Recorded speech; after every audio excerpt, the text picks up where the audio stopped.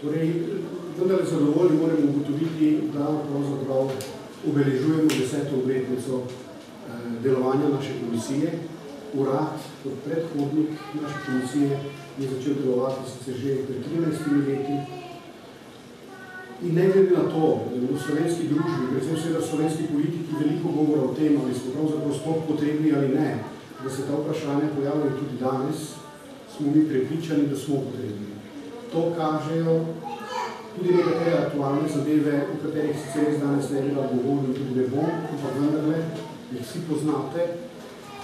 In prav zaradi tega bi radi tudi slovenski politiki na nek način podržali ogledalo, če se lahko simbolično izrazi, da se bo videla, da velikokrat tako kot ravna ni prav. In na to smo dolžni opozarjati mi, na to smo dolžni opozarjati državljani te naše lepe države in po teh pravilih bi se bili dolžni držati tudi oziroma ravnati politiki, pa se velikokrat ne ravnajo. Jaz mislim, da bomo zelo zadovoljni, če bomo zdaj lahko ugotovili, da res komisije ali pa kakšnega podobnega organa ni več treba. Ampak v to preveč ne verjamem in sem prepričan, da seveda vsaj naša, pa še kakšna generacija za nami tega ne bo doživela. Ne bi bil preveč dolg, ker bo seveda moj kolega sodelavec Gregor Pirjevec seveda kaj več povedal o naši komisiji. Še enkrat hvala vsem, da ste se udeležili. Morda bo vam na koncu tudi pripravljeno odgovoriti na kakšno vprašanje, vendar moram odkreto povedati ne preveč na kakšno aktualno in seveda ne preveč podrobno. To boste razumeli, boste pa seveda tudi v relativno kratkem času tudi izvedeli tisto, kar vas pravzaprav na nek način zanima. Torej, hvala lepa tudi vam in hvala lepa knjižnici.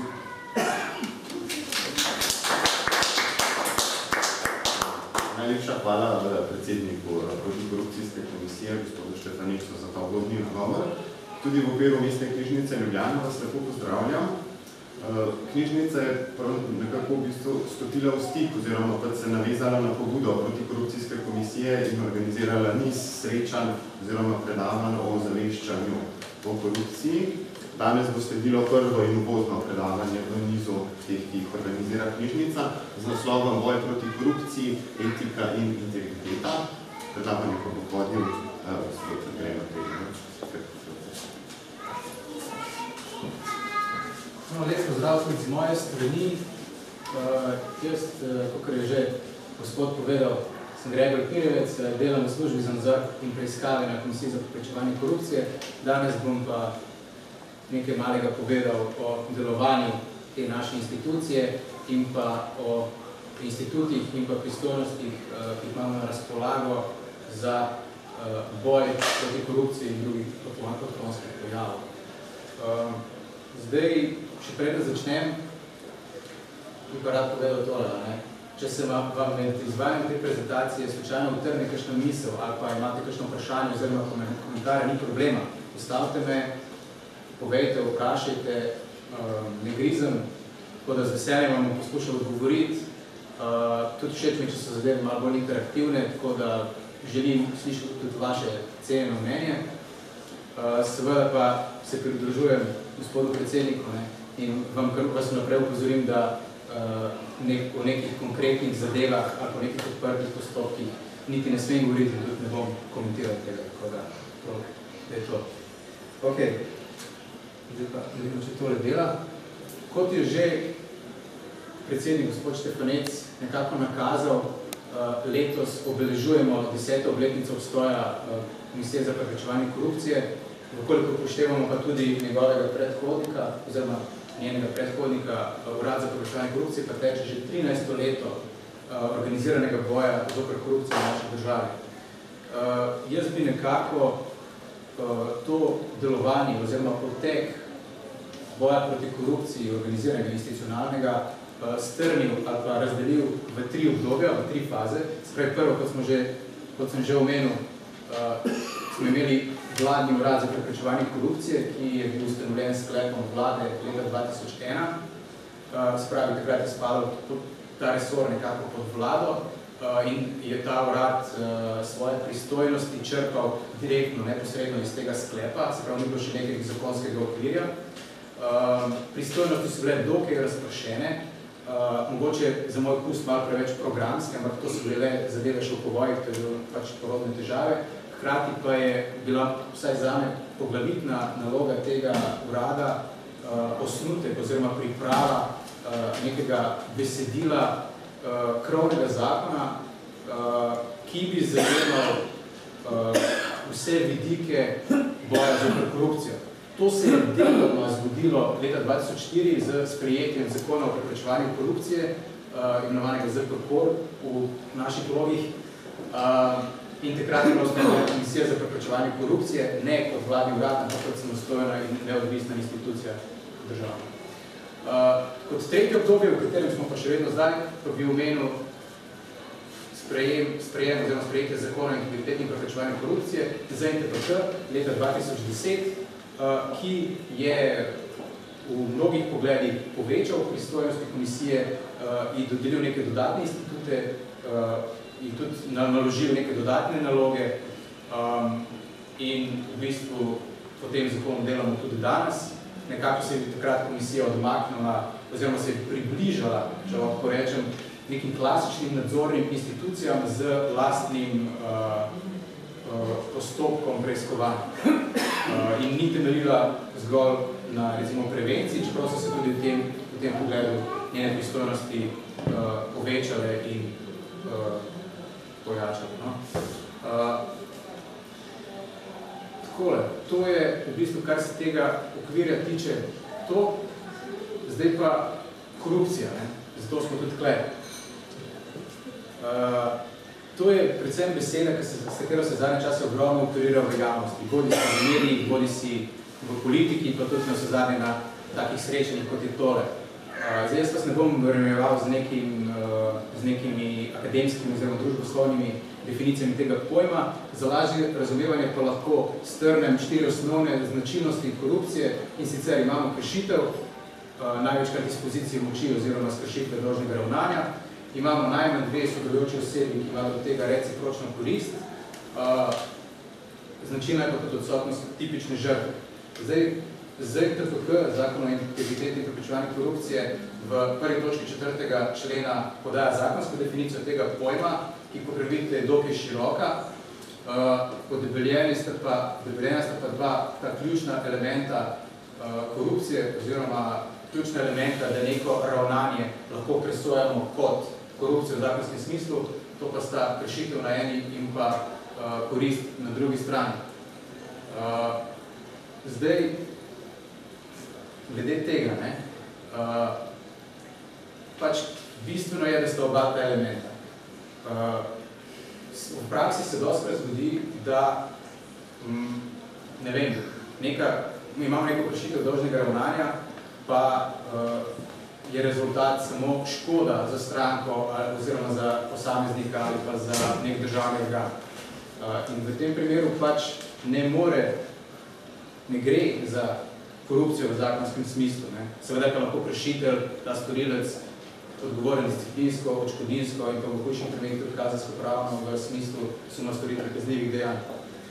Zdaj, včasih je to izredno težko pojasniti strankam, občanom, ki kličejo na komisijo z nekimi svojimi težavami, ki pridejo tudi osebno na komisijo in pač težko razumejo to, da dejansko komisija za te zadeve ni pristojna, da gre mogoče za nek postopek, da gre morda za njihovo napako, za napako nekega organa, pa je nastala samo škoda, da se pravi ni bilo nekega naklepa, ni bilo neke čulisti in pač KPK za to ni pristojna. V tem nekako bi tukaj dodal še to, da komisija tudi ni pristojna za vsebinsko presojo sodnih odločb oziroma odločitev. Namreč v Sloveniji imamo za to instančno sojenje, razne nadzorstvene pritožbe in druge pritožbe z področja pravosodja so v domeni Ministrstva za pravosodje oziroma sektora za pravosodje nadzor, ki deluje v okviru tega ministrstva.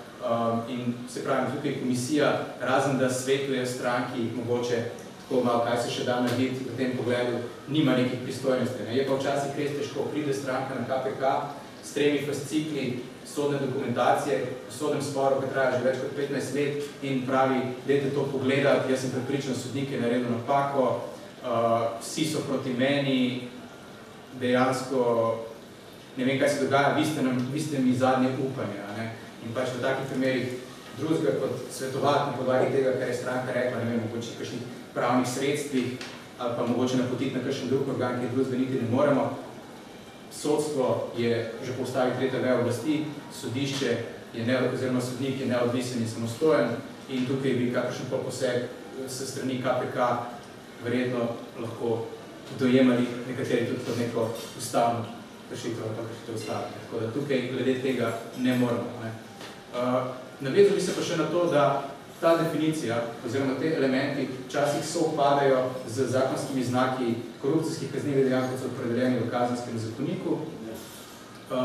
Zdaj, načeloma ni nekih zakonskih ovir, da ne bi mogli različni organi nadzorni hkrati usporedno voditi postopke, pač vsake svoje pristojnosti, ampak nekako se v praksi razvilo, da v primeru res teh očitnih sumov kaznivih dejanj organi odkrivanja in pregona, se pravi, celoceno tožilstvo imajo primat in komisija največkrat njim prepusti to zadevo, hkrati pa seveda po svoji moči sodelujejo v smislu nekih mnenj ali pa mogoče odstopa neke dokumentacije, ki je komisija pridobila iz svojih virov, ali pa, če gre za te večje primere, bolj razpite, mogoče sodelovanje v kakšnih preiskovalnih skupinah medresorskih. Tako da tudi glede tega komisija nekako sodeluje tudi vsaj kot nek zunanji svetovalec, lahko tudi v kazenskih postopkih. Zdaj, če se vrnem pa nazaj na tole zakonsko definicijo, povsem enaka definicija je bila vsebovana tudi v zakonu o preprečevanju korupcije, se pravi predhodniku tega zakona, tako pravim danes, da je kontinuiteta vsaj glede teh osnovnih pojmov zagotovljena. Enaka definicija pa se nahaja tudi v rezoluciji o preprečevanju korupcije v Republiki Sloveniji, ki je Državni zbor kot nek programski dokument sprejel, mislim, da leta 2004.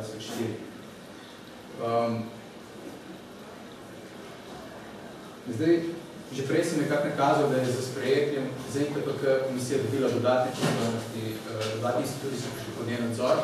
Poleg korupcije so to tudi nasprotje interesov, nezdružljivost funkcij, omejitve poslovanja, sprejemanje daril funkcionarjev, premoženjsko stanje funkcionarjev, protikorupcijske klauzule in lobiranje, da samo nekatere naštejem. Zaradi tega se je tudi komisija kadrovsko okrepila, no se zadnji sem tudi jaz rezultat tega, ker je dejansko preveč nekih pristojnosti za tistih 10-12 ljudi, ki je bilo prej zaposlenih na komisiji.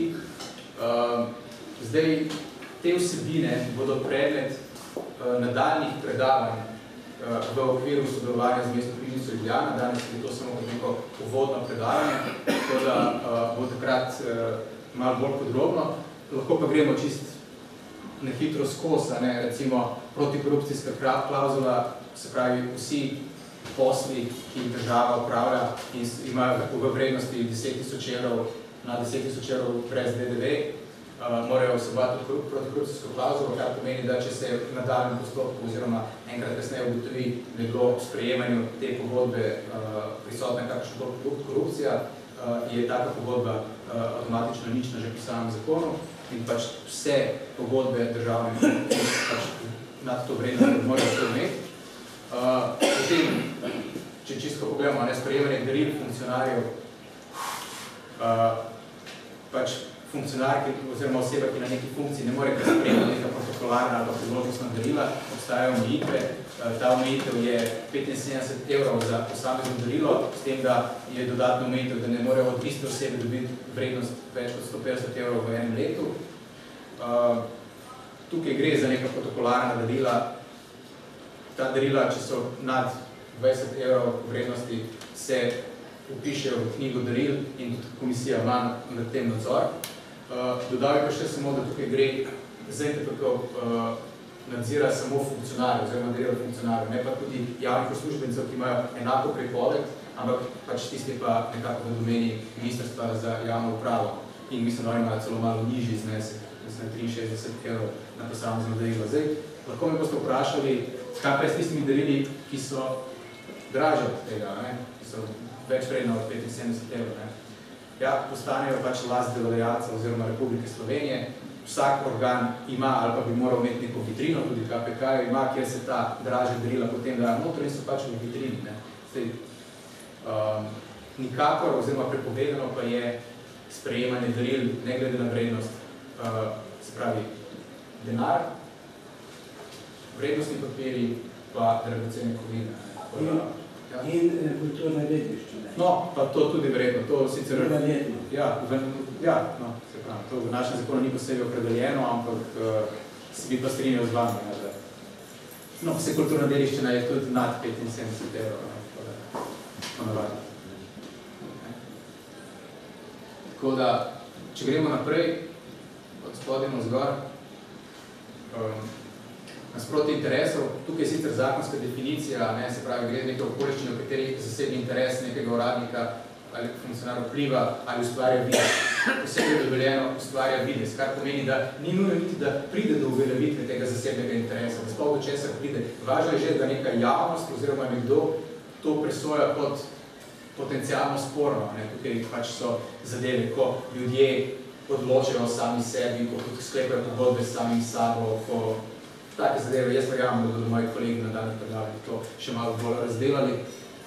Nezdružljivost funkcija, vsak poklicni funkcionar ne more te svoje funkcije upravljati, če neko drugo poklicno dejavnost, za katero pridobiva dohodek oziroma neko premoženjsko korist. Izjeme so seveda pedagoška dejavnost, znanstvena, raziskovalna, športno udejstvovanje, kulturno, umetniško, publicistično, to je klasika glede tega. Komisija tudi to nadzira. Zdravstvena dejavnost? Zdravstvena dejavnost, jaz sem tole prepisal, oziroma tole so mi kolegi prepisali iz zakona, jaz mislim, da ni tega notri, da bi posebej bilo, da bi lahko opravljal. Se pravi, so te nezdružljivosti, gre tukaj samo za funkcionarje, tukaj ne gre za recimo javni uslužbenci, ki imajo pa potem po zakonu javni uslužbenci svoja pravila, kako pa kaj. Čisto konkretno, minister za zdravstvo, ki bi bil zdravnik, v času, ko upravljajo funkcijo ministra, ne sme upravljati funkcije zdravnika. Lahko pa predava na fakulteti. Pa je pedagoška oziroma znanstveno dejavnost. Zdravstvene pa. No ja, če se uspete znajte, to drugo. To je pa življenje, to je zakon. S tem, da spet, da liter šnopsa ne sme biti preveč zgrad, če se naveže na tiste darila. No, pa recimo institut omejitve poslovanja, se pravi organi javnega sektorja v postopkih javnega naročanja, v postopkih javno-zasebnega partnerstva, pa v postopkih podeljevanja koncesij, ne sme poslovati z tistimi poslovnimi subjekti, v katerih ima funkcionar, ki je na funkciji pri tem organu, pač nek delež, nad 5% delež, bodi si v ustanoviteljskih pravicah, bodi si v upravljanju ali pa v kapitalu. Tako da tudi ta potem omejitev traja tudi kasnejše po prenehanju njegove funkcije za neko obdobje, pač to vse našem zakonu, to bo tudi predmet potem nadaljnjih izobraževanj. Zdaj pa, ko ste rekla, to je zakon o integriteti in preprečevanju korupcije. Zdaj, korupcijo in te ostale odklonske pojave smo nekako obdelali, šli skozi, ampak kaj pa boste rekli integriteta? Kaj pa zdaj to? Da pa malo težko uokviriti v nek zakon, v neko pravilo. To je pa le neka stvar, ki mogoče vsaka družba sproti napolne, gre za neke, bi rekel, malo tudi subjektivne kriterije. Integriteta je noter ravno zato, ker je komisija že prej v tisti drugi fazi vedno opozarjala in nekako se poskušala opredeljevati tudi do takih pojavov, ko nekdo ni ravnal v skladu za svojo funkcijo. Tukaj je sicer spet zakonska definicija, se pravi, gre za neko pričakovano delovanje in odgovornost pač najvišjih nosilcev oblasti.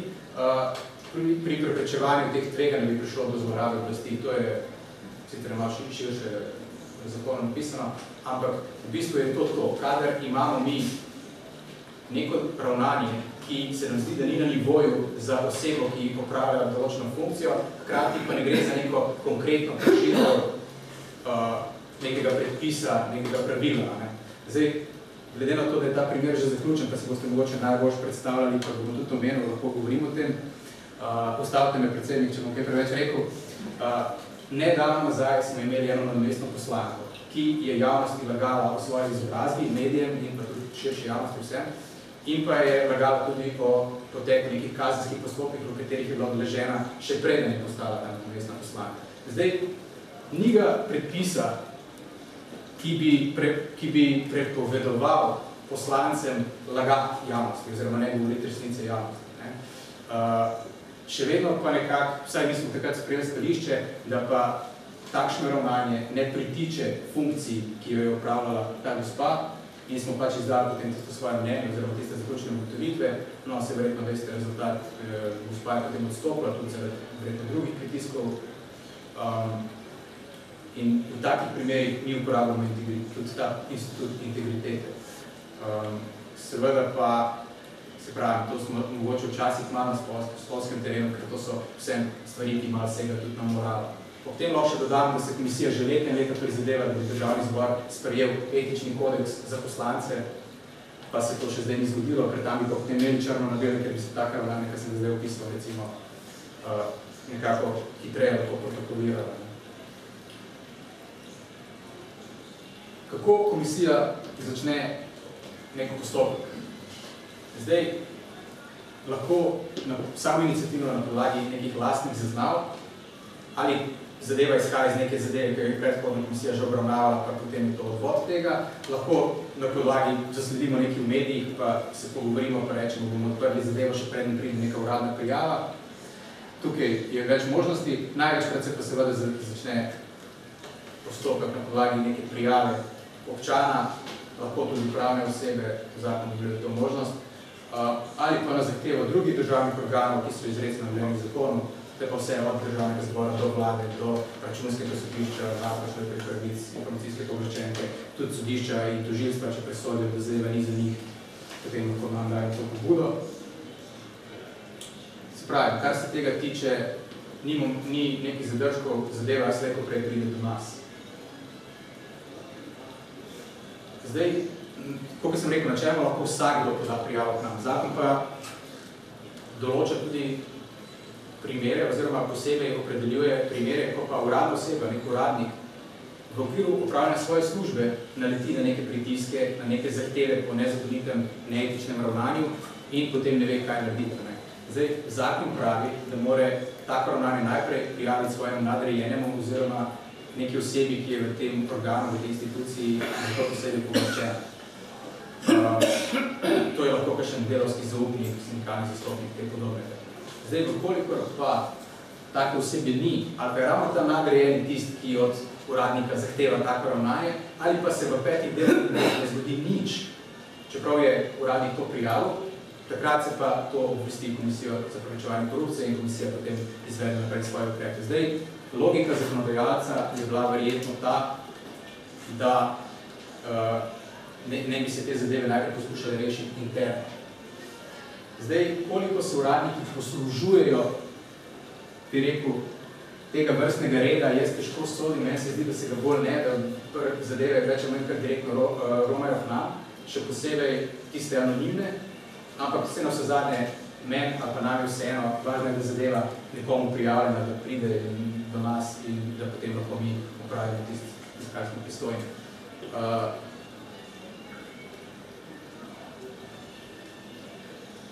V zvezi s tem bi lahko še povedal to, da pri nas enako obravnavamo anonimne in pa podpisane prijave. Spravo, delamo nobenih razlik, mene v bistvu čisto vseeno, da se poda prijava anonimno ali ne, ali je nekdo podpisan. Lahko pa iz prakse povem, da so podpisane prijave vsaj po navadi bolj kvalitetne, imajo tudi določene priloge, ki dokazujejo tisto, kar je zapisano v prijavi. Če ne drugega, pa vsaj poznamo avtorja, lahko pač tega prijavitelja kontaktiramo, ga zaprosimo za neka dodatna pojasnila za dopolnitev prijave, kar pa v primeru anonimne prijave to pač ni mogoče. Zdaj, to, da se poda anonimna prijava, verjetno je razlog v tem, da pred nekim strahom pred poročilnimi ukrepi, pred šikaniranjem, to je čisto razumljivo, ta strah je verjetno pa marsikom pristopen, ker ve za neka korupcijska ali pa tudi kakšna druga ravnanja, pa ne ve, ali ni prijavo. Zdaj, v vseh primerih komisija ščiti identiteto prijavitelja navzven. v postopkih navzven, ne glede na to, a ta to posebej zahteva ali ne. V primeru, pa da to posebej zahteva, pa imamo tako imenovani institut zaščitenega prijavitelja, se pravi, že sami podaji prijave, ko izrazi to željo, se temu prijavitelju dodeli neko kodno ime in od takrat naprej v celem postopku nastopa ta prijavitelj samo s kodnim imenom. Za identiteto prijavitelja ve samo tisti, ki ga je sprejel, oziroma nosilec zadeve, ki mu je zadeva dodeljena, ne ve niti gospod Štefanec, noben ne ve za to. Na komisiji gremo celo tako daleč, pač neko zaupanje mora biti, gremo celo tako daleč, da se identiteta oziroma podatki prijavitelju napiše na list papirja, se to zapečati v kuverto in se da v en sef.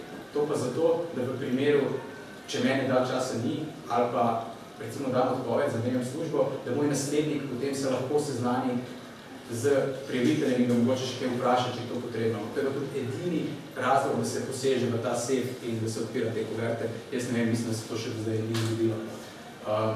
Se pravi, mogoče se bomo zdaj to nek pretiran ukrep, ampak veste, zaupanje recimo teh tako imenovanih whistleblowerjev je zelo pomembno. Pač zdaj, ki je kakšna les, da potrka, mislim, da od nas mislim, da še ni šel noben podatek nikoli prijavitelja, da bi na ta način kakorkoli kompromitiran. Seveda pa tudi, da če nadaljujem za dodatne zaščito, tudi po končanem postopku identitete prijavitelja ni predmet informacije javnega značaja, se pravi tudi takrat prijavitelju sploh ne omenjamo, če nas kdo vpraša, oziroma če je že zadeva zrela pač da gre v javnost kot informacije javnega značaja, se pač podatke o prijavitelju temu primerno izbrišejo, prekrijejo. Ugotavljanje identitete prijavitelja je lahko tudi po našem zakonu prekršek. Prej sem pozabil omeniti, da je komisija z tem sprejetjem zakona po integritetnim preučevanjem korupcije postala tudi prekrškovni organ in pač lahko uvedemo in pa potem tudi vodimo postopke, prekrškovne postopke v zvezi s tistimi instituti, ki sem jih prej predstavil. In eden od njih je tudi pač ugotavljanje identitete prijaviteljev. Mislim, da se kaznuje lahko sam poskus ugotavljanja z globo od 400 do 1200 evrov. Če se razkrije identiteta prijavitelja, potem mislim, da je do 2000 evrov. Vkolikor se pa tak postopek začne kot nek uradni postopek pri nekem organu, če v smislu gremo ugotoviti, kdo nas je prijavil, pa mislim, da lahko odgovorna oseba tega organa 4000 evrov. Ja, 4000 evrov. Globe, tako da to spet se pravi. Ni to neka garancija, nekaj pa je. Zdaj pa, kaj se pa, seveda to pa nobena zakonska določba, noben ukrep, nobene institucije, niti KPK ne more zagotoviti pa absolutne varnosti temu prijavitelju.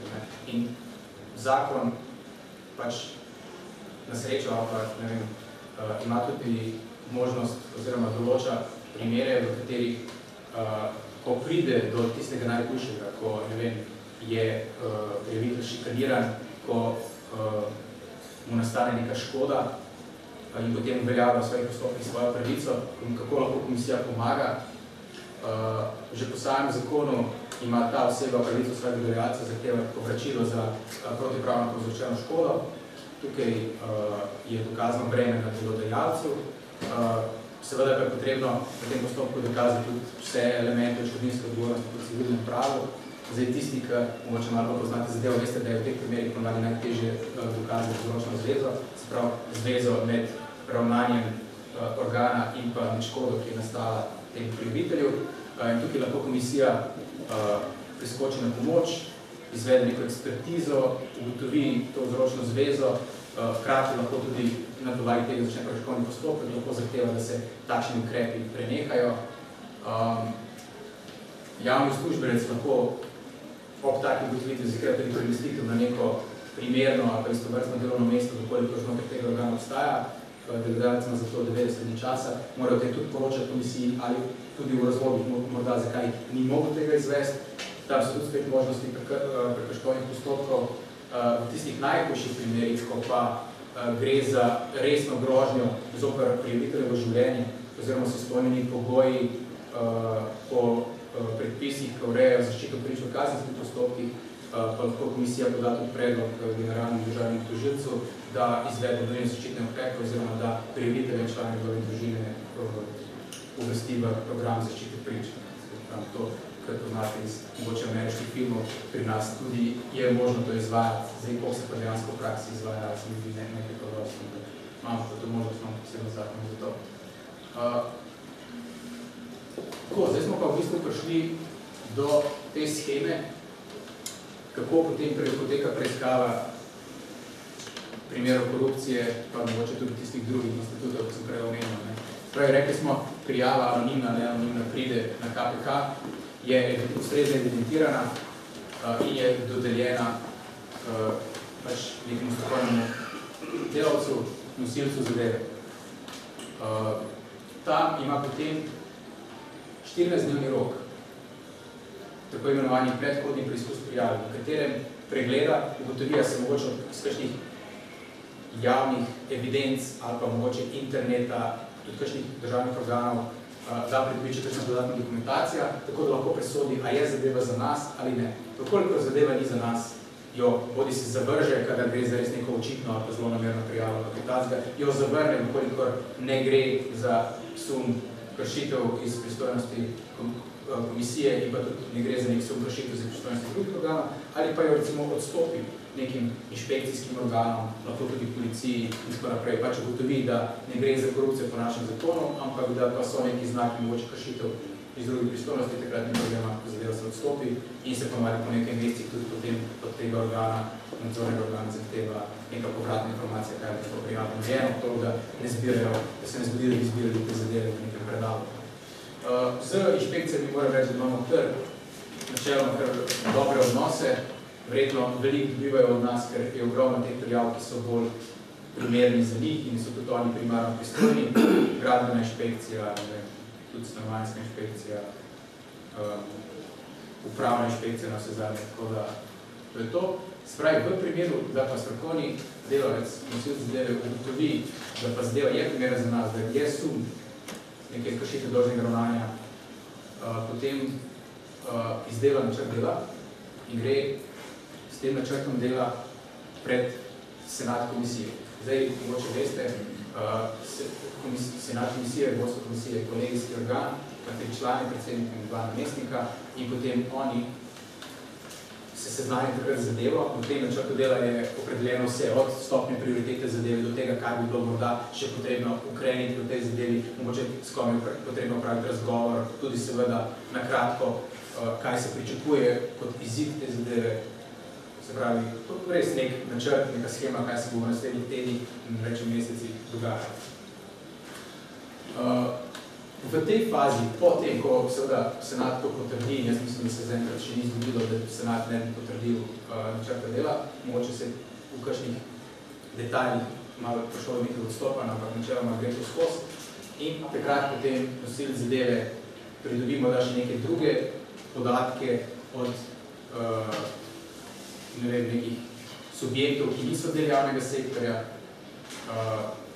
morda, ne vem, izpiske od banke, za katero imamo tudi pristojnost, če je to potrebno, opravi mogoče celo kakšne razgovore in pa potem izdela osnutek ugotovitev, zaključnih ugotovitev o konkretnem primeru. S tem dokumentom gre zopet pred senat, senat to potrdi in zadeva gre v izjasnitev obravnavanja osebe. Obravnavana oseba ima potem 7 dni časa, da se na to nekako odzove. Če se odzove, v redu se to nekako vključi noter, če je tehtno, pač se to presoja posebej, če ni tehtno, se samo pač napiše zraven, malo se povzame, kaj je bilo rečeno, oziroma kaj je bilo napisano in gre zadeva zopet pred senat in takrat se pač sprejme potem te zaključne ugotovitve. Takrat se tudi sprejme odločitev o ukrepih, zdaj kot veste, praviloma se te naše ugotovitve potem objavijo na naši spletni strani, to ima nek pač medijski učinek oziroma nek učinek na javnost. To je eno naših največjih orožij v bistvu. Lahko se tudi seznani predstojnika te inštitucije, v kateri smo, pa da potem on izvede nekaj ukrepe, mu damo rok, recimo 30 dni, da se odzovejo na to, da mogoče kaj spremenijo. Lahko se takrat poda predlog tudi za uvedbo prekrškovnega postopka, lahko se že v tisti fazi lahko tudi zadeva potem nadaljno odstopi kakšnim drugim organom, največkrat je to v tej fazi policija ali pa DURS.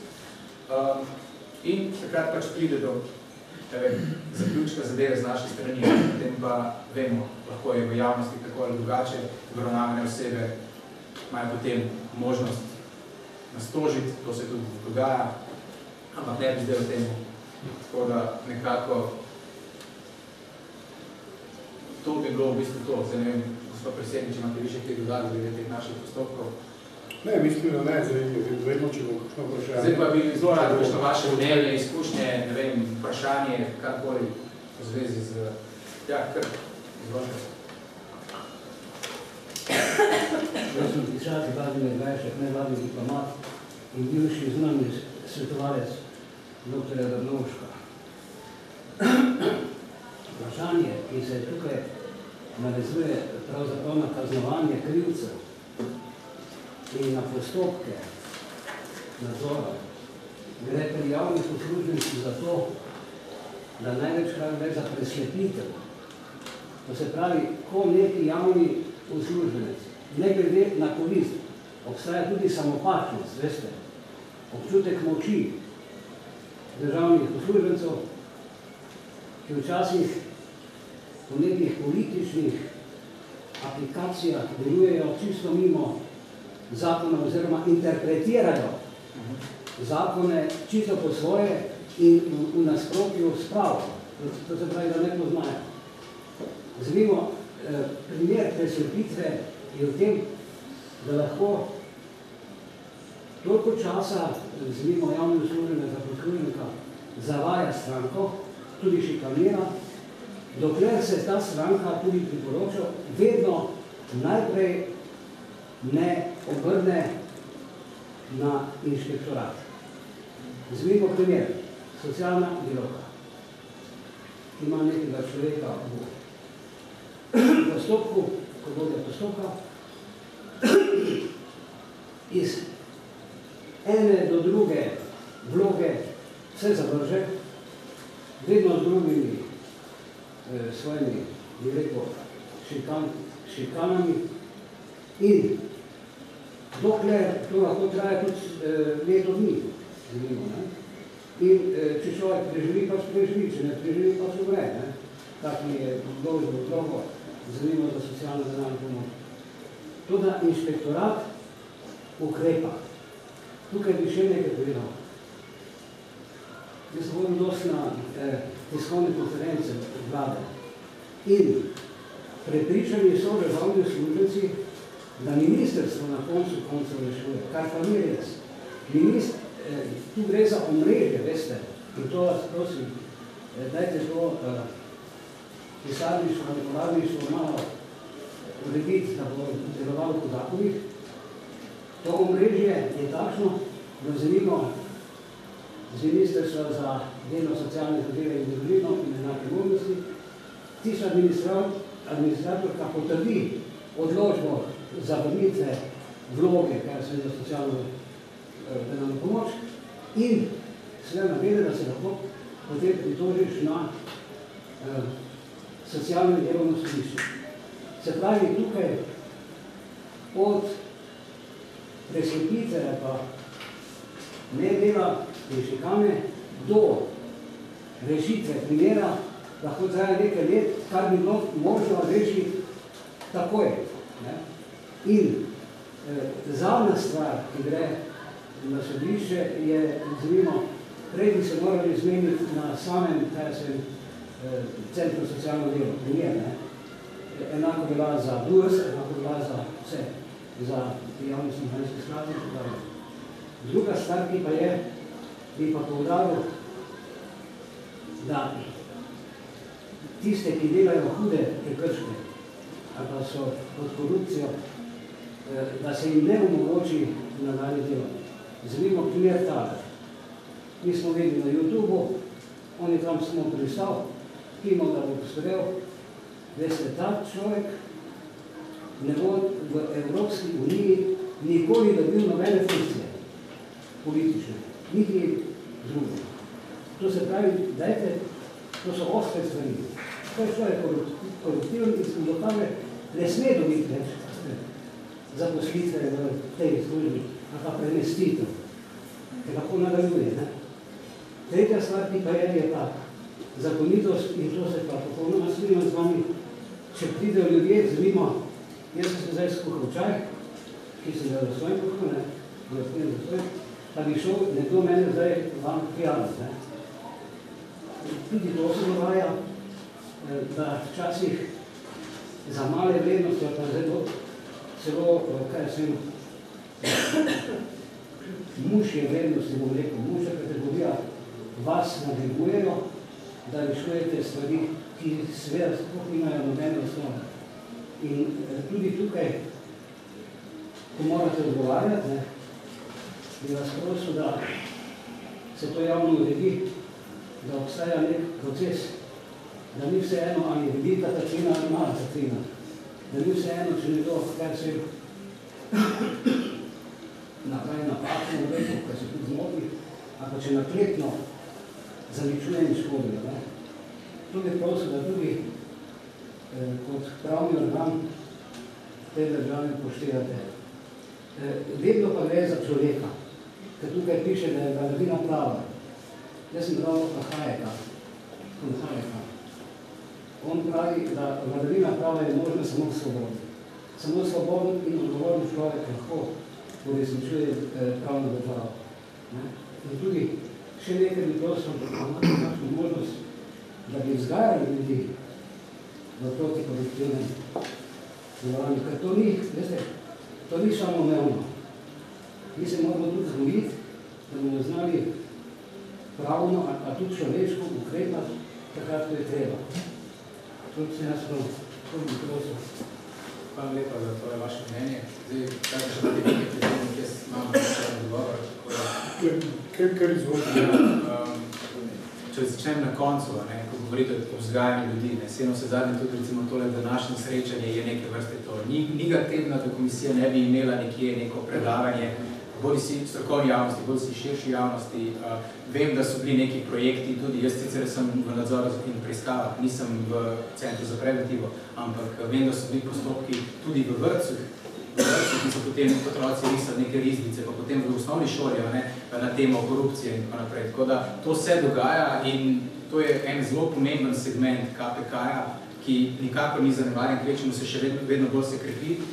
Tako da glede tega to povem. Kar se tiče odgovornosti, recimo, uradnikov, ki vodijo upravne postopke, ali je to CSD, ali je to, ne vem, nek drug organ upravne enote, recimo.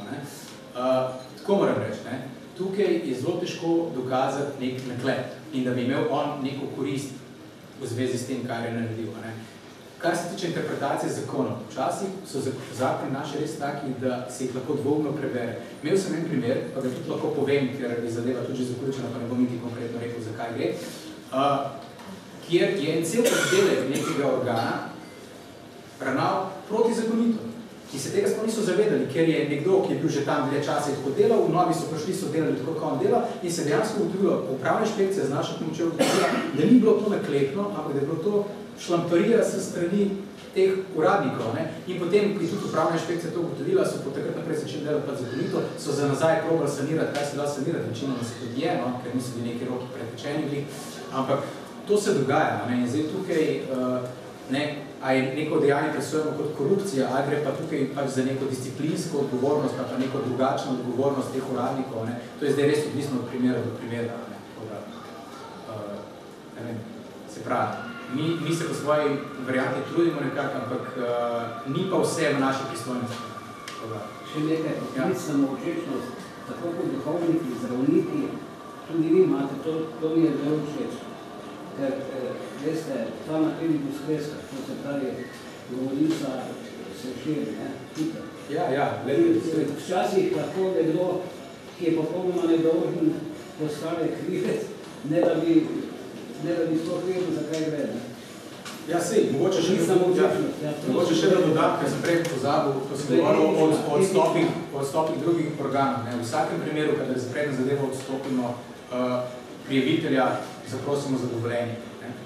Razen, če gre za kazniva dejanja, takrat pač, če nam prijavitelja ne dobimo ali pa če noče, pač prekrijemo tiste njegove podatke, da bi se ga mogoče identificiral, pa moramo pač dati, ker gre za kaznivo dejanje, ampak drugače po vseh primerih zadeva ne gre naprej, če prijavitelj tega ne želi. Tako da tudi glede tega ne dodatno ukrep. za zagotavljanje prijavitelja in pač njegove osebe. Aljaž Megobitnica, moj ime dve vprašanje, v bistvu se prečujem, ker sem najprej začetek zamudil iz skoraj objektivnih razlogov. A ima KPK pristojnosti nad pravnimi osebami zasebnega prava oziroma fizičnimi osebami, če kakšno?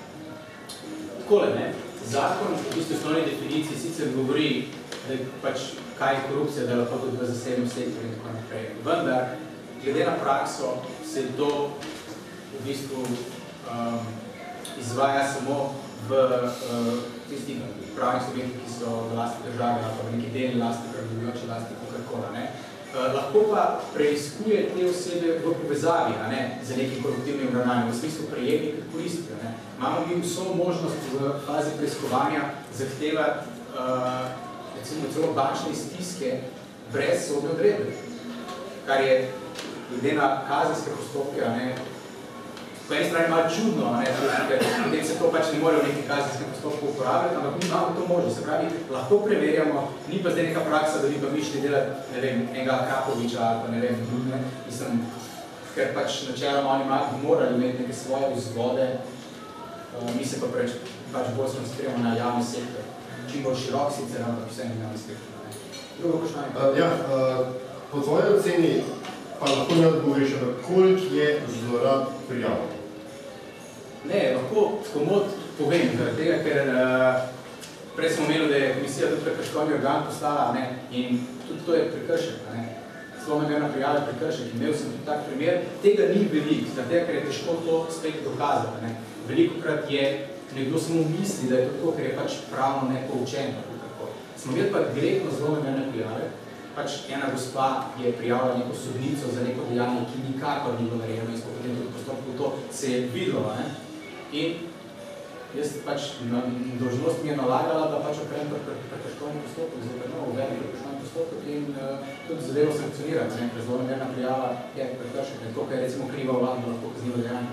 Tako da tega je zelo malo, v bistvu, da teh postopkov, jaz mislim, da jih je bilo mogoče na leta, 2, 3 pri nas, da smo prekrškovni postopek odprli. Samih mogoče zelo namernih prijav, ki pa nismo še to dali, da bi dokazovali, ki pa mogoče malo več. Ampak spet tega glede na količino zadev, ki bi bilo to zelo ranljivo. Večkrat ugotovimo, da nekaj ni za nas, pa da nekaj sploh ni kršitev, zato ker stranke so neuke in ne vejo to. Oni pač mislijo, zgubil sem v tem nekem sodnem sporu, kjer vedno nekdo zgubi, ne, in verjetno so vsi podkupljeni, da te malo raziskati, to mi pač zavrnemo, se niti ne spuščamo, kaj zavedamo. Ni pa veliko tega. Vsekakor pa zelo namerni prijavitelj ni varovan po tistih določbah, a ne varovanja identitete prijavitelja in če recimo ta oseba, ki je bila prijavljena s tako zelo namerno prijavo, hoče tudi neke svoje ukrepe, mi te podatke seveda lahko da. Ne gre za to varovanje in to se je tudi že zgodilo, ne. Potem tista sodnica pa tudi civilno toži to osebo in potem pač smo lahko posodovali podatke. Me zanima, ali smo slik kakšno predvaljavo, kako imajo to druge države urejene te stvari. Pač, ker je dobro vedno primerjati dobro prakso, nekaj ima to dobro urejeno in povzeti njegove metode, ker s tem lahko izboljšamo zadevo, ker zanima, koliko imate tudi pogleda v to, kako imajo tako to urejeno. To je eno vprašanje, drugo pa seveda, moje mnenje je recimo, da se mogoče premalo upošteva v teh odločitvah, da je sedel postopek, da je ne materialni vsega tega. Ker gre za zadeve, ki je mogoče za 1000 evrov, tam gre pa za 100 milijonov, recimo. Da se tu premalo selekcionira, tudi če ne ta težo za vse. Predvsem me zanima, kako je to zunaj urejeno. Če na prvo vprašanje govoriti, sicer res s temi zadevami ne ukvarjam, obstajajo pa neke primerjalne pravne analize, mislim, da tudi tisti ustavni pravniki so neki na to del, pa so zdaj imeli neko mnenje v zvezi z našim postopkom in to zelo različno. Nekatere države tega sploh nimajo.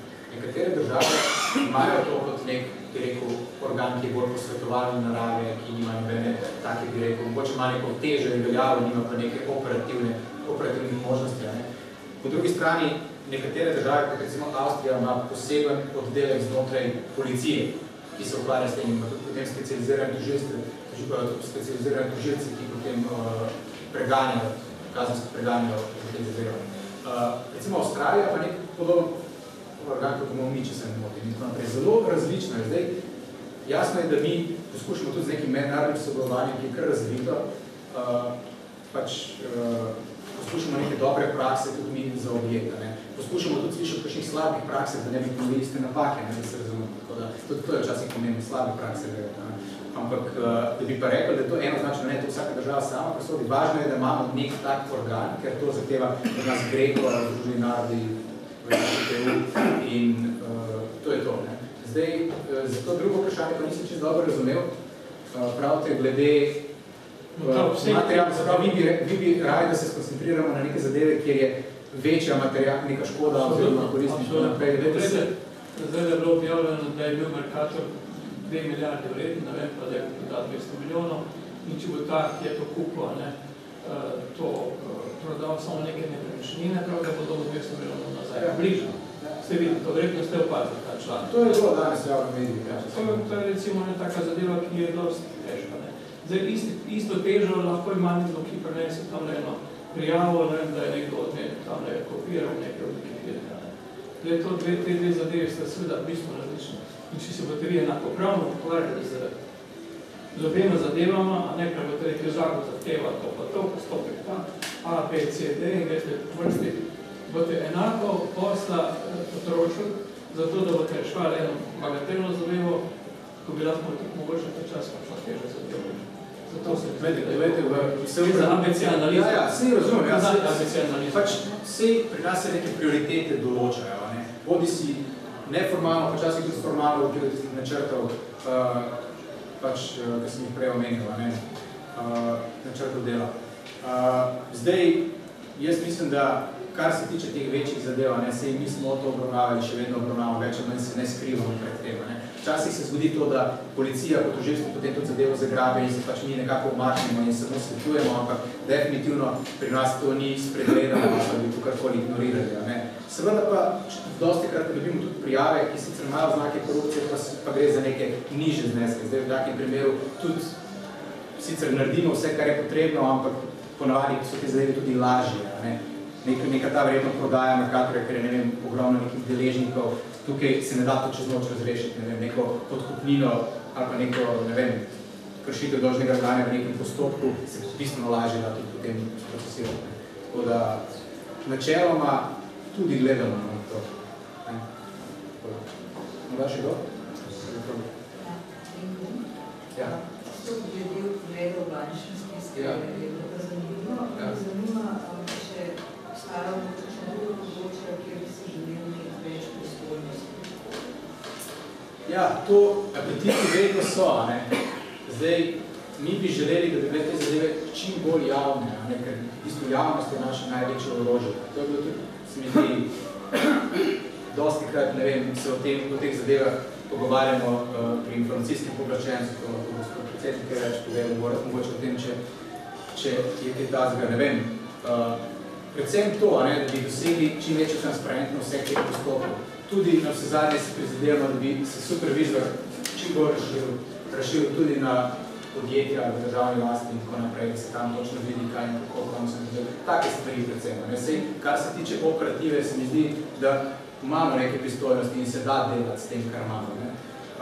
Nikoli ne bomo policija ali tožilstvo, tudi nekih sankcij takih ne bomo nikoli imeli, ampak zaenkrat je kar znosno, sam iz vidika neke transparentnosti, da ni to teh podatkov, ki so, ne vem, tajni in ki si jih ne da. V tej fazi postopka bi se pa želeli, da bi to bilo javno in transparentno? Se zavedam, niti ni nujno, da je postopek, lahko je samo nek tak aplikacija kot je supervizor, postopek pa potem glede našega dela, kaj lahko objavimo, kaj ne se lahko objavimo. Čisto glede tega. Vemo, da so določene omejitve glede posebnih podatkov, glede tajnih podatkov in tako naprej. Mi bi želeli, da je čim bolj transparentno vse skupaj in čim bolj dostopno javnosti. Seveda smo pa tukaj včasih na različnih pregovih s kakšnimi drugimi inštitucijami, tudi z državnim zborom. Ne sprašujem, če v tem smislu, da ne bi slučajno prišel te vrste zlorabe, da zaradi tega, ker poteka nek postopek, mogoče ne bo rešen v tej smeri, da bi bil dejansko upravljiven za osebo, kot kjer poteka, da bi to bilo vse nekje objavljeno, Ja, ne, sej v tej fazi predhodni, tukaj mi imamo možnost, recimo, že med postopkom obvestiti organ, pri katerem je ta oseba zaposlena, mogoče da tudi oni izvedejo določene ukrepe, to nam zakon daje to možnost. Ne. Zdaj, da bi pa mi, če nas recimo kličejo novinarji, našo PR službo, ponovadi dajemo no comment ali pa samo ja, prijeli smo prijavo v zvezi s tem organom ali tako, ampak ne dajemo nobene komentarje, da še v fazi proučevanja ali sploh bomo odprl zadevo, ne. Take informacije lahko dajemo, zdaj, da bi pa neki vmes, to pa pač ne, to pa nikak ni namestno. Tako da bi se kaj tazega zgodili, ja, seveda, včasih so te prijave tudi zelo namerne, včasih so te prijave tudi za diskreditacijo nekoga. Nekako trudimo se, da te zadeve čim bolj ostanejo pri nas. Seveda pa če gleda ta oseba potem v javnost in medijem pove, da je dala prijavo, mi ne moramo reči, mi tega nismo prejeli. Smo imeli te dni ene take primere, tako da v takem primeru pač potrjujemo, da smo prejeli to prijavo, do zaključka obravnave pa nadaljno da in drugih izjavov. To je to, izvolite. Saj je eno vprašanje, treba da imamo najbolj nevarno obliko politične korupcije, ki je v literaturi včasih opisana kot izrazno sultanovska korupcija. Imate politika, ki osebno se z ničemer ne okolišča, ampak podrejenim omogoča korupcijsko vedenje, korumpirane na nižjem nivoju, potem temu politiku, bom rekel, na gornjem nivoju dajo politično podporo. Če lahko komisija v tem primeru sploh kaj naredi. Glejte, to je čisto odvisno od konkretnega primera. Načeloma tole ima znake korupcije, ker v bistvu si ni važno, da je korist zase ali za nekoga drugega. Govorimo o tem, da politični voditelj omogoča, je plačan nazaj od svojih podrejenih s politično podporo. Ne da bi se kakoli, bom rekel, v njegove žepu znašel. Ja, vsi razumem, ampak če on omogoča nekaj, se pravi neko kršitev in tako naprej, je ravno tako lahko odgovoren, ker ni važno, a on dobiva to lahko. Pač, kako sem rekel, imamo kršitev na eni strani in pa korist na drugi strani. Se pravi, ta korist ni nujna, da je za to osebo, lahko je za neko tretjo osebo, ki v teh postopkih niti ni udeležena.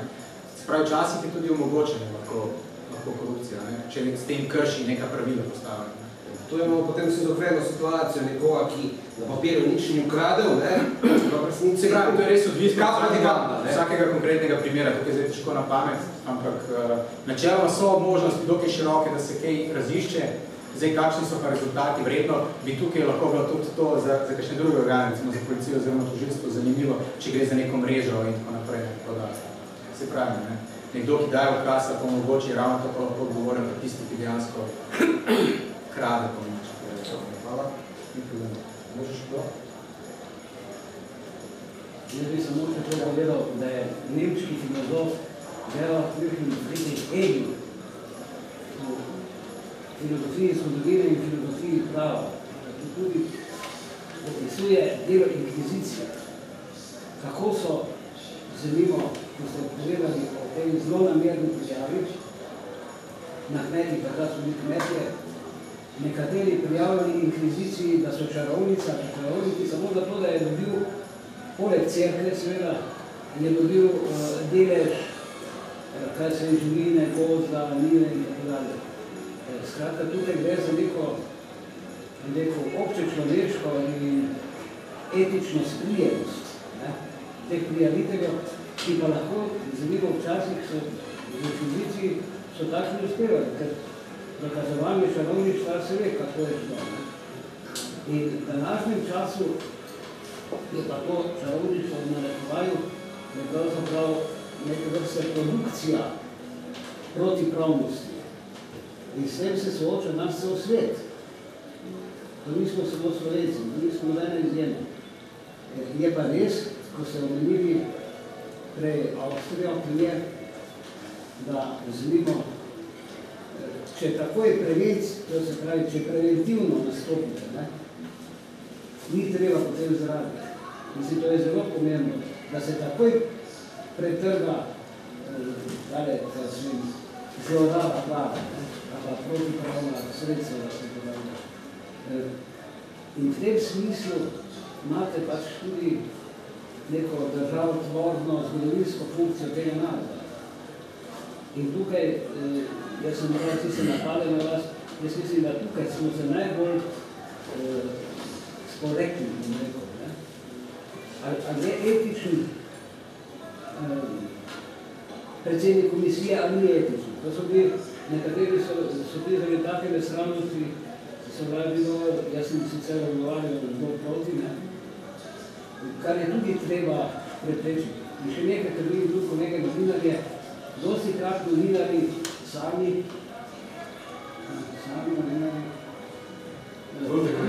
odkrijete, kar ne odkrije komisija. Mislim, da je komisija absolutno bolje opremljena. Opremljena, ja, pa tudi Mi lahko samo o čem poročamo. Tudi dosti krat moraš sam ugotoviti, vem za nekatere primere, ko si tudi špojno bi rekel na slavo, kaj se odkrival stvari. Ja, si. Hvala za to vaše mnenje, se lahko sam pripomnim, da tudi, ko smo imeli mi neke odmevne primere od zunaj, so tudi nas odkladali za inkvizicijo, A so? Ja, se že.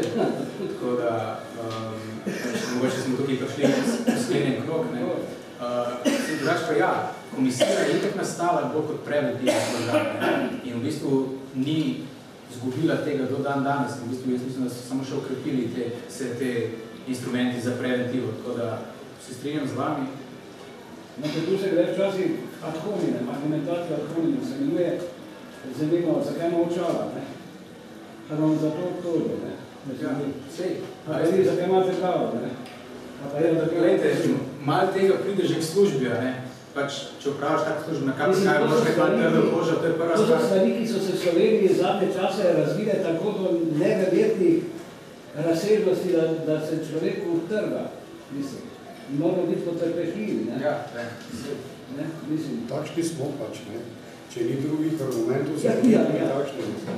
To problem je, torej omenili ste tudi novinarstvo, vse problem je, seveda zelo pozitivno gledam na delo novinarjev, ker pravzaprav, tako kot je kolega Gregor že povedal, mi brez novinarjev pravzaprav ne moremo. Največja naša moč je to, da informacije, ki jih imamo, spravimo v javnost. Nekaj je bilo govora o tem, da seveda mi vsako našo končno odločitev, nikakor ne umestno, ker z umestno odločitvijo bi lahko koga prizadeli, našo končno odločitev objavili. Bodisi na naši internetni strani, velikokrat, vsaj v zadnjem času, najbolj to tudi vidite, imamo tiskovne konference, pojavljamo se ves čas kar na televiziji, mislim, da zdaj že pravzaprav skoraj preveč. In tu je seveda pomoč novinarjev dobrodošla. Res pa je, jaz na to tako gledam, da pa so novinarji dostikrat pravzaprav omejeni tudi za zahtevami urednikov, ker uredniki seveda pred novinarje postavljajo določene naloge in čisto preprosto, da se najde nek novinar in začne v komisiji za preprečevanje korupcije pisati kaj lepega, bo urednik rekel, a ti misliš, da ti bomo mi to objavili. In v tem so včasih težave. In to, kar je Gregor tudi povedal, mi bi želeli slovensko javnost obvestiti o tem, da je velik del naše dejavnosti namenjen preventivi. Tako kot ste prej rekli, mi želimo pojaviti se tudi v vrtcu, kjer bomo z otroki govorili ne o tem, kaj je korupcija, ker je to seveda nesmisel, ampak o tem, kaj je prav, kaj ni prav, da bomo nadaljevali v osnovni šoli, v srednji šoli, na fakulteti in tudi v takem okolju, kjer smo danes. In to je pravzaprav tisti del, s katerim razširjamo vedenje slovenskega človeka o tem, kaj je pravzaprav v naši družbi prav in kaj je narobe. In seveda, glede na to, da predvsem obravnavamo državne uradnike, javne uslužbence, na lokalnem nivoju seveda župane in tako naprej, želimo ogledalo kazati njim. Moramo ogledalo kazati njim.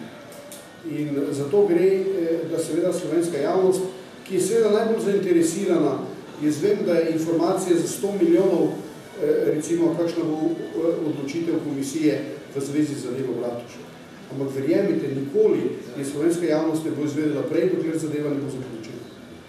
Upam, da bo sicer hitro, ker velja ravno to, kar je gospa prej rekla, z preuranjeno informacijo. Ne glede na to, da se zavedamo tega, da je slovenska javnost zelo zainteresirana za to, pa še za kakšno drugo. Ampak predvsem smo dolžni spoštovati zakon in tisti, ki ste tako ali drugače, kot ste že prej rekli, spremljali tudi nekatere napade na mene in na moje začetke in tudi na to, ali sem primeren za to funkcijo ali ne. ste lahko slišali in jaz sem k temu absolutno zavezan, seveda kot pravnik, ki ima že skoraj 35-letno izkušnjo, da sem zavezan spoštovanju zakonov in ustave. In ničesar, kar je v nasprotju z zakonom in ustavo, nikoli ne bom dovolil, da se napravi, dokler bom na tej funkciji. Upam, da bom še nekaj časa. Hvala. Ja, jaz bi sam še dodal, da tudi, recimo, vedno več se tudi novinarji zahtevajo moči teh informacij javnega značaja. Se to že dolg časa poteka, ampak mi smo začeli pač v skladu z zakonom, ko dobimo 3 te zahteve, objavljati stvari, ki jih sicer ne bi objavljali tudi na naši spletni strani. Od tistih zaslišanj oziroma razgovorov z gospodom Jankovičem in gospodom Janšo do zdajle lobisti, ki so bili sprota cel seznam teh stikov. To, da te zadeve se razlišuje, se odpirajo in zadeve so vedno bolj transparentne, to osebno je to kar všeč. Imate še notranji pravilniki glede vzdrževanja stikov z politiki? To je vprašanje, pa kako potem pač to nadzorujete, če bi razlog obstaja? Drugo vprašanje je pač, kaj so tisti pritiski, ker jih čutite.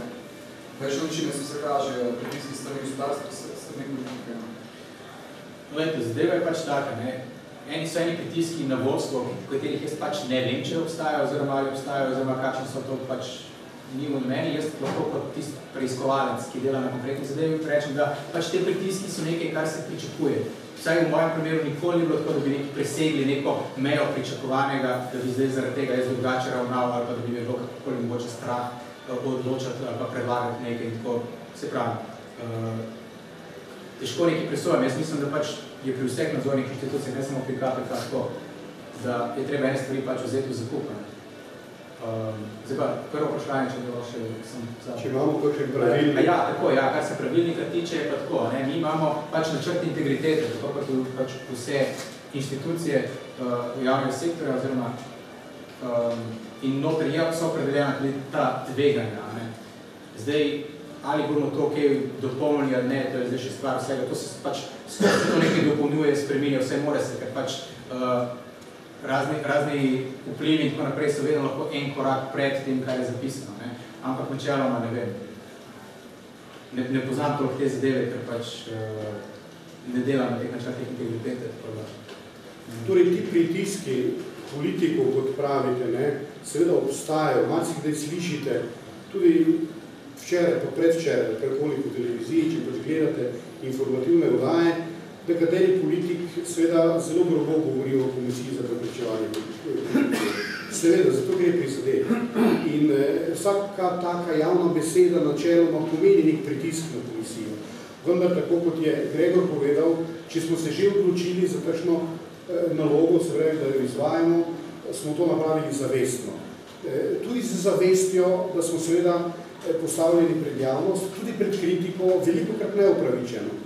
Ampak ne glede na to, se take kritike nas ne omenjajo.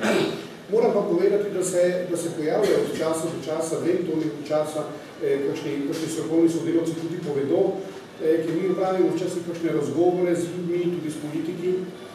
In na takšnih razgovorih včasih pride tudi do kakšnih pritiskov.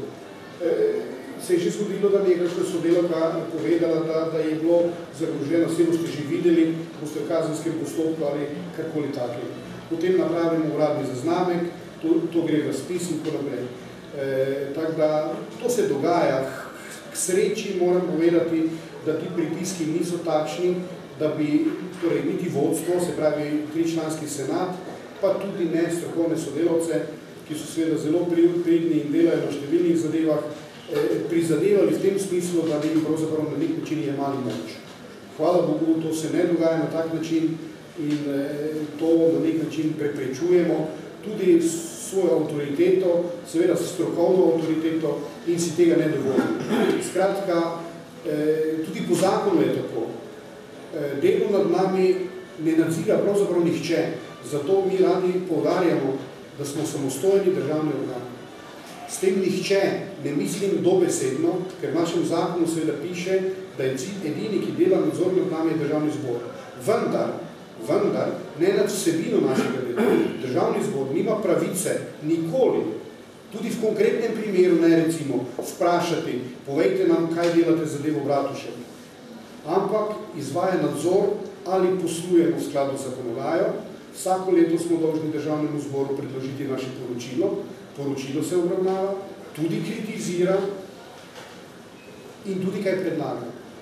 Nikakor pa seveda ne dovolimo poseganje v kakršnokoli konkretno zadevo. Tega nadzora nima nihče.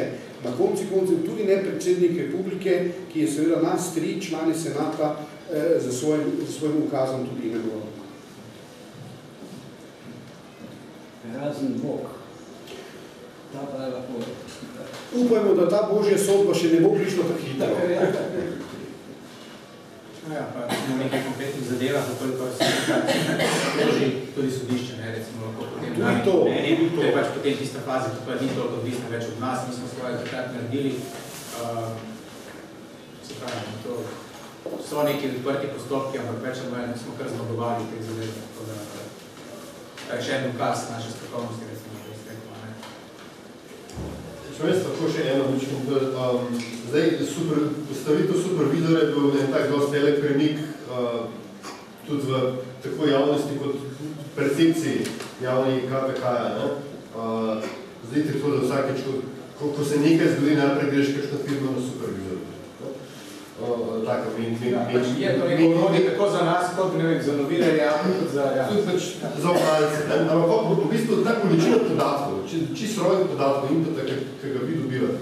A se to, bom rekel, nekaj deluje, ali to čaka, ali kaj pa se s tem, ker eno od večjih želja, splošno zainteresirane javnosti je tako zvana odprta državna uprava, ki bi podatki dejansko surovo na voljo, zato da bi se potem lahko oblikovali. To imate kakšne načrte s tem?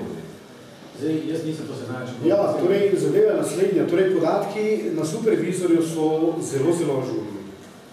Torej, jaz sem prepričan, tako me tudi prepričujejo moji sodelavci, ki delajo na tem, da mi dobivamo pravzaprav od večino državnih organov, predvsem seveda tu mislim Ministrstvo za finance, ki seveda razpolaga predvsem za finančnimi podatki, pa tudi potem z nekaterimi videli, ki imajo druge baze podatkov, recimo Zavod za zdravstveno zavarovanje okrog zaposlenih, Zavod za pokojninsko zavarovanje okrog upokojencev in raznih transferjev. Skratka, ti podatki so pri nas tako ažurni, da mislim, da nikoli niso stari več kot 24 ur. Se pravi, relativno zelo, zelo tekoče. Tisti podatki, ki so na supervizorju in računalničarji, ki so to sposobni, ti podatki so vsi odprti. Se pravi, računalničarji lahko direktno z našega supervizorja, ker so ustvarjeni ustrezni linki, vse te baze, s katerimi mi razpolagamo, vzamejo dol in opravijo razne analize. Zaradi tega je to tudi napravljeno, ker mi to želimo, vsega nismo sposobni, ker niti nimamo. Gregor je sicer povedal, da smo se seveda malo okrepili, se pravi še pred mojim prihodom sicer, zdaj nas je približno 40, od časa do časa 5 več, 5 manj, oziroma bolj manj kot več, ker več kot 40 nas ni bilo nikoli. Na področju računalničarstva in podpore, ampak to je tudi podpore notranjega delovanja, ne samo podpore delovanja supervizorja, so delali največ 3 sodelavci, zdaj pravzaprav ta trenutek samo 1 oziroma 2. Tako da smo seveda vedno veseli, če nekdo uspe te baze z našo pomočjo, se pravi supervizorja, vzeti pa napraviti kakšno analizo. Ker ta analiza bo seveda potem vedno objavljena javno in krasno, zato smo to napravili. In supervizor, moram reči, je res naš otrok, na katerega smo pravzaprav vsi ponosni, in supervizor je pravzaprav tudi edina zadeva, s katero nismo bili nikoli kritizirani. In seveda KPK je pa običajno kritizirani. Supervizor je pa edina zadeva, razen seveda posamezni primeri, kjer so se pojavila imena, ki jim seveda ni pasalo, da so se pojavila tam, kjer je nekdo lahko nekaj odtipkal in se je ugotovilo, kakšno poslovanje je imel z državo ali pa s kom drugim. Hvala. Jaz pa pogrešam največji problem, ko je korupcijo, da ne obravnavate in nimate normirane obravnave korupcije v sodstvu. To je največji problem. In vi ste omenili, da nimate pristojnosti nadzirati sodbo, ker je sodnik neodvisen. V redu. To je res, to je tako po ustavi. Ampak, kako vodi postopek, to je pa predpisano. In ali imate možnost, ali si prizadevate spremembe zakonodaje s kakšnimi pobudami, da bi nadzirali postopkovna dejanja in opustitve z vidika korupcije? Razumem, ja. Sej mogoče se nismo dobro razumeli prej, ne? Jaz sem takrat govoril o vsebinski presoji sodnikovih odločitev, ne o postopkovnih zadevah. Tam imamo mi definitivno več pristojnosti. Je pa mogoče problem v tem, da tudi te zadeve, se pravi kršitev postopka v nekem sodnem, postopkovne kršitev v nekem sodnem postopku so lahko tudi pritožbeni razlog in največkrat so. In dejansko tudi v tej fazi moramo pustiti te instancam, da upravijo svojega. Zdaj, če bi prišla k nam stranka in bi rekla, ima konkretne podatke, ta odvetnik pa ta sodnik odkupuje se in ne vem kaj in tako naprej, to ni problema. Take stvari se potem grejo direktno na tožilstvo in se potem izvejo postopki in so nekateri sodniki v zadnjih časih bili tudi obsojeni za te zadeve, tako da in tožilci tudi drugi, so v postopkih za take stvari. Tako da taka klasična korupcija, to je bolj v pristojnosti recimo policije kot tožilstva. Zdaj, da bi pa mi presojali postopkovno, sploh ko vemo, da je pritožbeni razlog lahko kršitev postopka. Jaz ne vidim zdaj zaenkrat tega, če ne gre res za nekaj tako očitnega, kot sem omenil, da gre prav za neko to klasično podkupovanje ali pa mogoče za nasprotje interesov, kjer pa spet mi nismo toliko pristojni, ker ima pač sodišče oziroma te postopkovne zadeve imajo svoje določbe o izločitvi, pa samo izločitvi, pa tako naprej. Se pravi, se regulira to v nekem drugem zakonu, ne v ZNTPK. Tako da zdaj, a so potekale kdaj v zgodovini KPK kakšna prizadevanja, da bi se mogoče na zakonski ravni to uredilo, jaz ne vem, ponavadi je bolj tako, da se nam zdaj zadnje čase odvzema stvari, in ne vem, težko bi rekel. Je pa to zagotovo problem, ker se pravim, sem že na začetku predavanja omenil, da dostakrat k nam pridejo stranke, ki res ne vejo več kaj bi. In meni se te ljudje se mi smilijo. In to so res težki življenjske zgodbe za te. Zdaj, jaz se ponavljam to ne spuščam o tem, a se stranka slabo pravdala ali imela slabo pravdo za zastopstvo, ali pa res sodnik napako naredil ali pa bil celo podkupen. V tisti fazi je zelo težko, ko ti pride 4 fascikli, da bomo zdaj mi vsak primer posebej tako gledali, ko je recimo 15 let bil na sodišču. To se jaz nima niti kapacitete za to, niti mogoče nekih zakonskih možnosti. Tako da zaenkrat tega ne vidim. Se sem rekel, če bo kaj bolj konkretnega, je tukaj sta policija kot tožilstvo, da bi pa mi to delali, ne vem, zaenkrat, ne vem, predsednič, na kritično. Ne, torej, absolutno ne, torej tu se je treba zavedati nečesa, da imamo seveda v Sloveniji torej, našo politično oblast razdeljeno na 3 dele, se pravi zakonodajno, izvršilno in sodno, ki je vsaka za sebe neodvisna in seveda predvsem, moram reči, predvsem z vidika ohranitve pravne države, moramo biti Slovenci zelo, zelo občutljivi, da nihče, ampak res nihče, ne bi smel posegati v sodno vejo oblasti na način nekega drugačnega razmišljanja, kot je urejeno v zakonu. Torej, vsak sodnik je dolžan postopati po zakonu in ustavi. Na prvi stopnji. Potem, če to ne dela, ima stranka, ki je z njegovim delom nezadovoljna, pravico vložiti zoper njegovo delo pritožbo. Bodi si zoper njegov izdelek, se pravi zoper sodbo, ali pa torej nadzorstveno pritožbo na ministra za pravosodje, ki pravzaprav z vidika pravosodne uprave nadzira delo sodnikov.